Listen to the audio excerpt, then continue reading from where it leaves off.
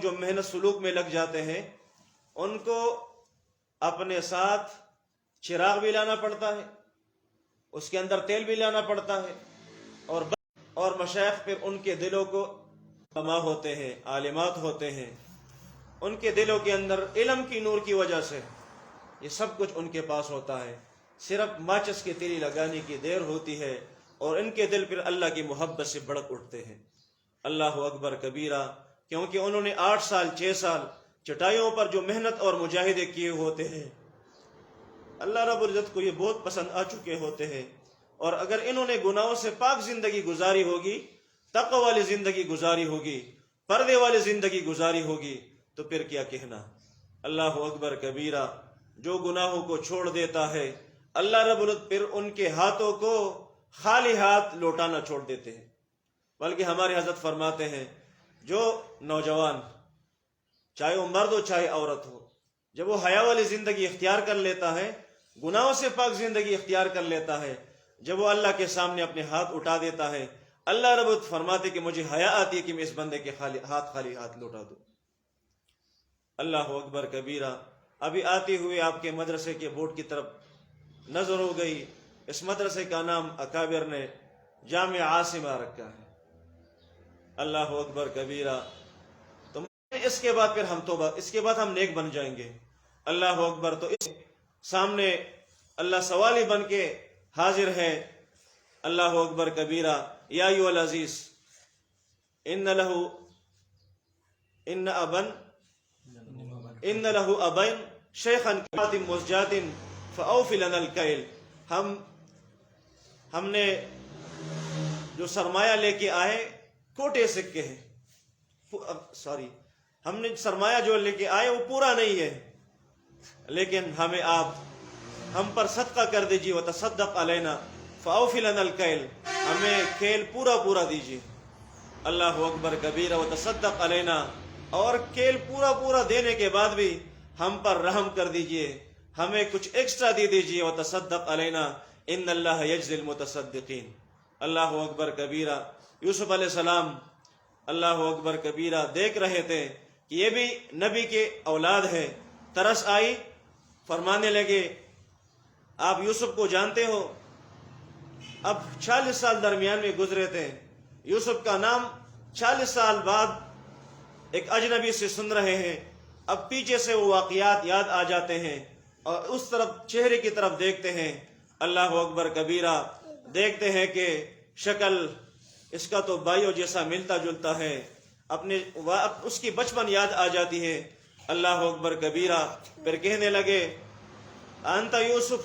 جی ہاں، قال انا یوسف وھذا اخی قد من اللہ علینا انہ من یتقی ویصبر فإن اللہ لا یضیع اجر المحسنین۔ اللہ رب العزت نے ہم پر احسان کیا کہ اللہ نے اس مقام پر مجھے پہنچایا۔ آپ لوگوں نے تو اپنی طرف سے کیا جستجو کی تھی، کیا پلاننگ کی تھی، لیکن اللہ نے مجھے بچایا اور عزتوں سے نوازا۔ اور پھر کیا فرمانے لگے؟ انہ من یتقی ویصبر۔ یہ پورے سورہ یوسف کا خلاصہ ہے اور گویا پوری زندگی کا خلاصہ ہے۔ جو بھی تقوی اختیار کرے گا، اپنے آپ کو گناہوں سے بچائے گا، گناہوں سے بچنے کی کوشش کرے گا، صبر کرے گا حالات پر، واقعات پر، اللہ رب العزت اس کو اپنے محسنین بندوں میں سے شامل فرمائیں گے، اس کو اپنے خصوصی تعلق کی نعمت عطا فرمائیں گے۔ اللہ اکبر کبیرہ۔ پھر میرے بہنوں، اللہ رب العزت اس بندے کو دنیا کے اندر جنت کی نمونہ زندگی عطا فرمائیں گے۔ یاد رکھے، جو بھی دنیا کے اندر اپنے اعمال سے اللہ رب العزت کو راضی کر لیتے ہیں، اللہ رب العزت اس بندے کو پھر اپنے نعمتوں سے راضی فرما دیتے ہیں۔ اور جو بندہ یا اللہ کے جو بندی اپنے اعمال سے رب پروردگار کو ناراض کر دیتا ہے، اللہ اکبر کبیرہ، پھر اللہ رب العزت حالات اور واقعات سے اس کو پریشان کر دیتا ہے۔ اس وجہ سے ہم نے اسی مجلس میں اپنے گناہوں سے پکی سچی توبہ کرنی ہے، نیکوکاری پرہیزگاری والی زندگی اپنانی ہے۔ جو رب دینا جانتا ہے وہ لینا بھی جانتا ہے۔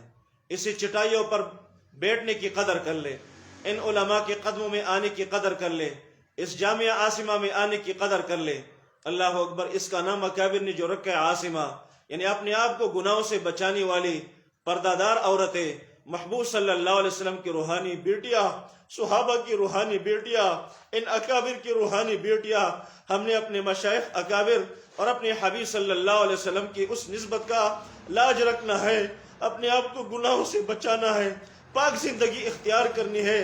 ہماری زندگی ایسی ہو جہاں سے بھی ہم گزرے لوگ ہماری اکابر کو عزتوں سے یاد رکھے، لوگوں کو دین کے ساتھ ایک محبت پیدا ہو جائے، جہاں ہم بیٹھ جائیں، جہاں سے ہم گزرے لوگوں کو اللہ یاد آ جائے، جس محفل میں ہم چلے جائیں وہاں پر لوگوں کے آنکھوں سے آنسو جاری ہو جائیں، جس گھر میں ہم چلے جائیں وہاں پر ہم خیر کا ذریعہ بن جائیں، جس محفل میں ہم چلے جائیں وہاں پر ہم لوگوں کے دلوں کے اندر اللہ کے تعلق اور محبت کو منتقل کرنے کا ذریعہ بن جائیں۔ اسی کے لیے اپنے آپ کو پیش کر دیں۔ اللہ اکبر کبیرہ۔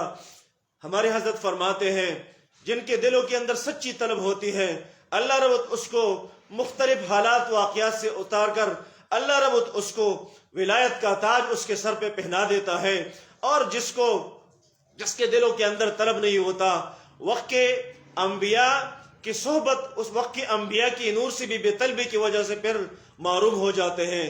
اس وجہ سے انہیں لمحات کو غنیمت سمجھ لیں، غنیمت سمجھ لو، مل بیٹھنے کو جدائی کی گھڑی سر پہ آئی ہوئی ہے، غنیمت سمجھ لو زندگی کا یہ بہار، آنا نہ ہوگا یہاں بار بار۔ اسی محفل میں تمام طالبات اور تمام بہنیں، ان سے یہ گزارش کرنی ہے، زندگی میں اسی مجلس میں بھی توبہ کرنا ہے، بار بار توبہ کرنا ہے۔ اللہ اکبر کبیرہ۔ نہ چت کر سکے نفس کے پہلواں کو، تو یوں ہاتھوں پاؤں بھی ڈھیلے نہ ڈالے، یہ رشتہ محبت کا قائم ہی رکھے، جو 100 بار ٹوٹے تو 100 بار جوڑے، جو ناکام ہوتا رہے عمر بھر بھی، بہرحال کوشش تو عاشق نہ چھوڑے، کبھی وہ دبا لے کبھی تو دبا لے، یہ رشتہ محبت کا قائم ہی رکھے، جو 100 بار ٹوٹے تو 100 بار جوڑے۔ اللہ رب کے تعلق میں اگر ہم پھسل جاتے ہیں، نفس و شیطان ہمیں اللہ سے دور کر دیتا ہے، تو ہم نے مایوس نہیں ہونا ہے، بار بار پھر توبہ کرنا ہے۔ اللہ رب حدیث قدسی میں فرماتے ہیں، یا ابن آدم، اے آدم کے بیٹوں اور بیٹیوں، اگر آپ لوگ کی گناہیں اتنے زیادہ ہو جائیں کہ اگر آسمان کی بلندیوں تک پہنچ جائیں، پہاڑوں کی چوٹیوں تک پہنچ جائیں، پھر آپ میرے سامنے آ جائیں، نادم بن کے میرے سامنے اپنے گناہوں پر توبہ کرنے والے بن جائیں، میں آپ لوگوں کی گناہوں کو معاف کر دوں گا، ولا ابالے، اور مجھے اس کی کوئی پرواہ نہیں ہوگی۔ اللہ رب ہمیں قدر کرنے کی توفیق عطا فرمائے۔ تو بے کلمات میں پڑھا دیتا ہوں، تمام طالبات اور جتنی بھی سننے والیاں ہیں صدق دل سے ان کلمات کو پیچھے پیچھے پڑھتے جائیں۔ بسم اللہ الرحمن الرحیم۔ لا الہ الا اللہ محمد الرسول اللہ، آمنت باللہ وملائکتہ وکتبہ ورسلہ